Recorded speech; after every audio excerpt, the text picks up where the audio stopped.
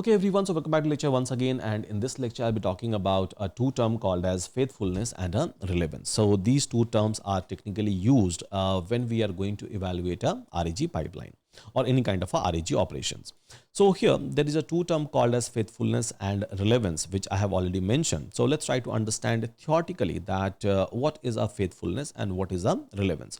But again, I'm going to show you an example for the same thing, a practical example by the way. So faithfulness always try to measure that whether the generated content or the response that we are trying to generate is factually consistent or not with respect to the retrieved context, in whatever context that we are trying to retrieve the data. And when we are talking about a relevance, so relevance always try to measure that whether the generated response is focused on topic and addresses a user query or not. Just go after the word called as relevance, means whatever response that we are trying to generate, so basically that response is aligned with my topic or a user query or not. So this is something a relevance always talks about. And faithfulness means, so we are going to measure that a generated response is factually consistent or not with respect to my context. And we can try to do a math, we can try to do a calculation.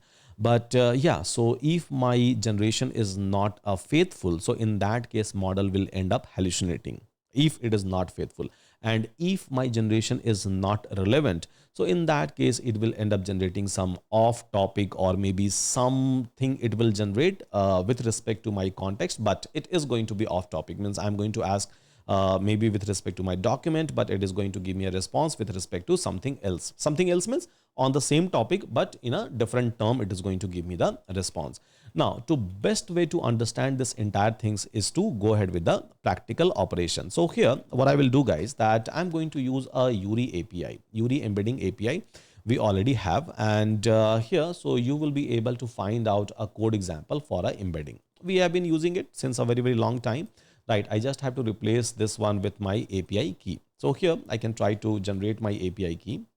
So let me generate some API key over here so that I will be able to use this entire function. So I have just replaced it with my API key. Now it is going to take input as a text. Yeah, it is going to take an input as a text, and eventually it is going to give me the output of the embedding. So in terms of an embedding, it is going to give me the output.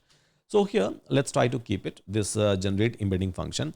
And then I'm going to use a cosine similarity. I have already discussed about cosine similarity. So those who have not gone through a cosine similarity, so please try to go ahead with the cosine similarity. It's basically try to match two vectors, and then it is going to like tell you that how close these two vectors are. This is something that cosine similarity is going to do. In detail, I have already explained previously. So fine, this is my cosine similarity function where I'm going to pass a two vector. Now how I will be able to generate two vectors? So basically with the help of my embeddings, with the help of my embedding function, I will end up generating it. Now let's talk about the data.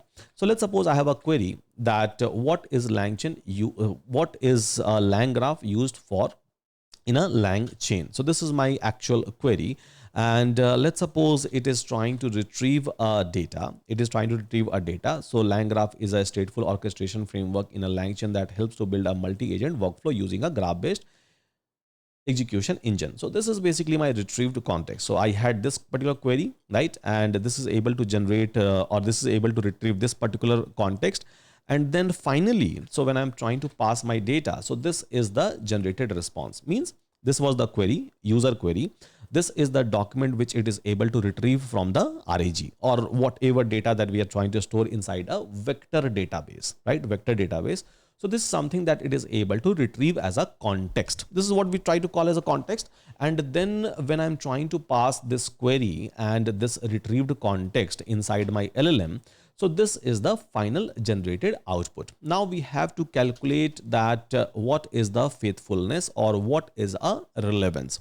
So how I will be able to calculate this one? To calculate a faithfulness score and to calculate a relevance score, first of all, I have to convert these three things into a vector. So generate embedding function I'm going to call, and I'm going to pass query. Yeah, going to pass query. So it will generate a vector of size 1536. So now here is my vector for a query, only for a query, right? Only for a query. Okay, so this is something that I'm able to generate. Now, same thing I will end up doing for a retrieved context, the context which it is able to retrieve maybe from a vector DB, for example. As of now, I'm not using any vector DB to show you example, but yeah.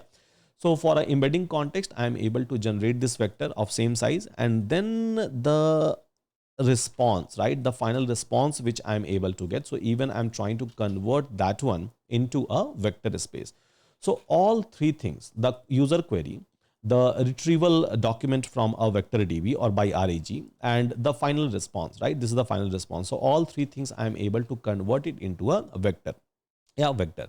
Now what I will do, so I will try to check what is a faithfulness score. So I will be using a cosine similarity, and here, so I'm going to pass embedding response, the final output which I have received, and the embedding context. And this is what I believe a faithfulness is. As I have given you an example, or as I have given you a definition, that faithfulness always try to measure the generated response. This one is a generated response is factually consistent with the relevant context or not.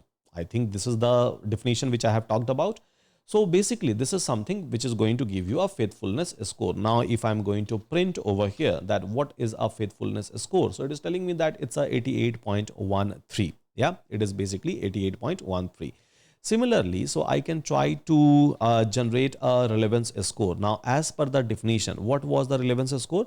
So relevance score is going to measure that whether the generated response is focused, right? Generated response is focused on a topic or not, or user query or not. So here generated response divided by, or generated response with respect to the embedding query. So here my relevance score is a 77.79%. So this entire generation is 88.13 as a faithfulness score. And in terms of a relevance, basically it's a 77.7%. So wherever you are going to get a score above, I would say a 90%. So it's a acceptable one, or you can say it's an excellent score that we are able to generate. And whenever we say that we have a score in between a 70% to a 90% or 89%, so I can say that it's a good one. It's a good one. So we are falling in a range of a good generation, or you can say a good retrieval. And here the whole idea behind showing you this one, to do a calculation with respect to the faithfulness score and with respect to the relevance score. So relevancy wise, it's a 77 point relevant, and faithfulness wise, so it's a 88.1% faithfulness that we are able to get. So hope all of you are able to understand that how we can do a math with respect to the faithfulness score and with respect to the relevance score. So with that, thank you so much everyone. Take care and see you again in my upcoming chapters.